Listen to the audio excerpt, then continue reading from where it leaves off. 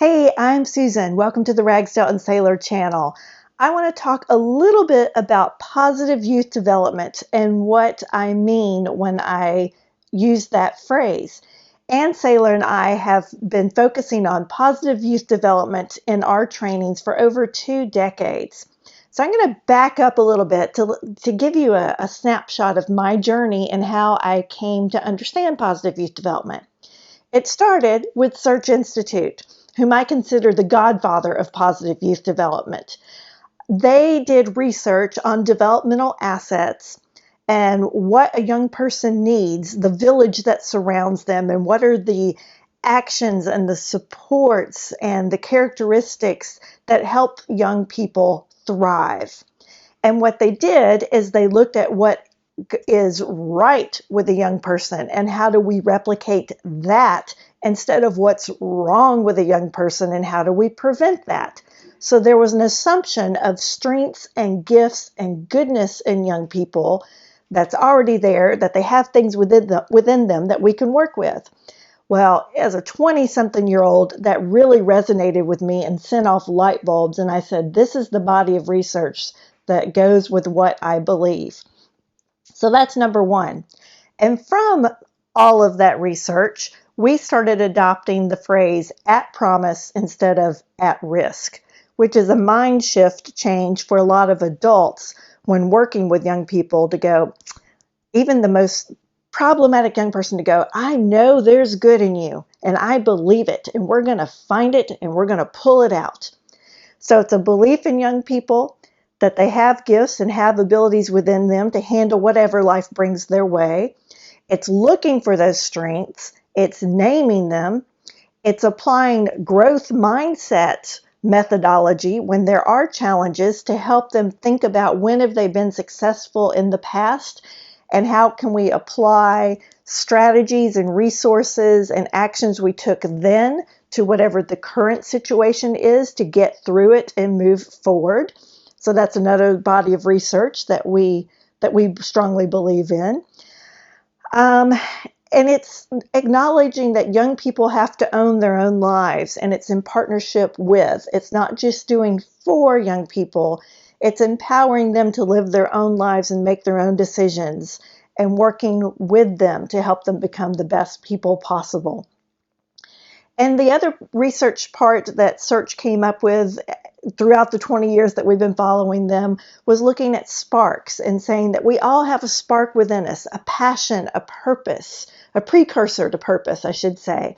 And once you know your spark, life is fulfilling. All of that, those little bits of bodies of research and brain development, I forgot to mention that, we're huge about brain development, that when we as facilitators can put things in place in the setting that helps their brain spark because we're adding movement and humor and deep conversations and novelty and challenge, those are just a few of them off the top of my head, then they'll engage. So it's really about holistic, positive human development. There are factors we can control. There are mindsets we have to have. There are words that we say that can all create this space that's good for the young person. All of this stuff is pretty much from the philosophy of what we put in our book, Groups, Troops, Clubs, and Classrooms, the Essential Handbook Working with Youth. So you can read about those different pieces and how they are enacted in practice for yourself. But all of that is actually summed up in a quote that is Ann's favorite. So if we're stepping back in our careers, you might even say this was the starting point for Ann in positive youth development. And so it's a quote from H. Jackson Brown, Jr., the author of Life's Little Instruction Book. Inside each of us, there are powers so strong, treasures so rich, possibilities so endless that to command them all to action would change the history of the world. So though I just wanted to kind of give you a broad overview of what has shaped Ann's and my work. And it's a belief in young people and that they have all that they need inside of themselves to become the best humans possible. They just need people who support them, who believe in them, who give them opportunities to act, to fail, to learn from failing, realize that failures are really just experiments, and to get back up and to keep moving forward. All of that so that I can now share with you a resource that I've just discovered and I am super geeky about. I am not familiar with this company until this book was put in my hands. And to me, if you were to get this as the philosophy book and ideas and actions and things you can do to create the space for young people, then this other book is the book that you would give to young people so that they can work through this journal and develop within themselves these strengths and teach their brain, teach those synapses to lay a path of looking for hope, looking for courage, looking for strengths, teaching them how to overcome negativity, that when those negative thoughts come, well, here's the counter. It lets them practice in a very real way these different things that will help them become strong, resilient people. So I want to share with you some pages from that book right now. It's a journal called Mission Me. And I just want to show you some of the pages that are in here that I particularly thought were just beautiful. They start out talking about some of this research and science. This page is just a gorgeous layout of strength constellations, and they name character strengths, and you identify which ones are your own strengths and color that in. This page I think is absolutely fabulous, and I wish that we had thought of this, but it's a strengths scavenger hunt. And it's talking about once you understand your strength, you start to see them all around. So it has you looking for strengths all around you in other people, in situations, in books. Just a great way to teach an at promise and a strength-based mindset. Very well done. And then I love this form of tracking your strengths. So you go back to that original constellation of strengths that you identify, like creativity or perspective, and you put them in the tracker key, the ones that you're really, that are really you, and then you track them for a full month to see where are you using your strengths. And each of the little areas are numbered so that you can fill them in. I love the intentionality of that, and it just fits with our work so well. Same thing for these two pages. What lights your fire? That kind of matches with the research from Search on Sparks and figuring out what you love to do. And this gives some examples.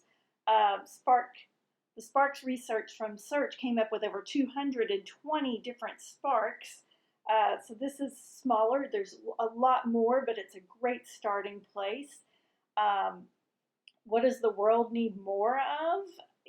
Just a beautiful thing to think about the world at its best from your perspective and what you think it needs most and coloring that in. So that's all a big part of some of the early finding your strengths.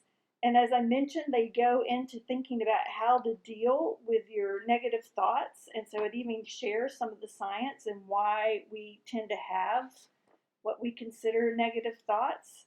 It has you think about what some of them are, and they work you through even having them float away. Just some gorgeous setup stuff. Beginning to practice mantras so that you combat and replace those negative thoughts with more positive ones.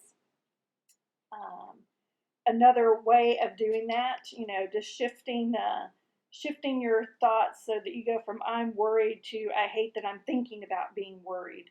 So recognizing that first negative thought just comes, but the second one you can just say, oh, you can kind of have more control. Say, I'm choosing to recognize that that's just a thought and I'm not my thought. I thought this was very clever, choosing your own adventure and using that as a process, choosing your own story, choosing your own adventure, and using that as a process to think about when you're making decisions and what the outcomes might be. And then connecting that with zones. We have several activities that we do around comfort zones. We name them differently than this, but zones of comfort, zones of growth, and zones of distress. And recognizing when you're in each of those and how you stay in the zone of growth. And again, they just did some beautiful artwork and examples around that. And then they take it a step forward. I love this. The race to rejection. We are going to have rejection in our lives. So they make it a game. Practice getting used to rejection.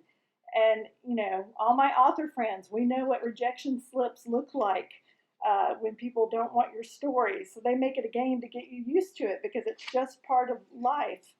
And then they talk about going into courage.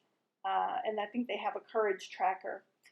The last one I wanted to emphasize, because I just love this as well, is talking about self-compassion. And, you know, are you good to yourself? And often we're unkind to ourselves and kinder to our friends. And so they walk you through feeling it, being your own best friends, and making a connection, uh, and how that is self-compassion. So I was not familiar with these guys, but I'm a big fan, and I'm going to be checking out their work. So this was put out by Go Strengths Inc., and you can go to gozen.com to find out more about the journal Mission. I hope you found the chat about positive youth development and that cool new journal I found, Mission Me, helpful.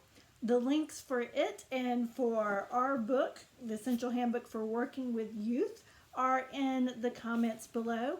And I want to hear from you. What resources do you love that are helpful to keep it uppermost mindset? Youth at Promise. What helps you in your work? Please tell me. I'd love to hear.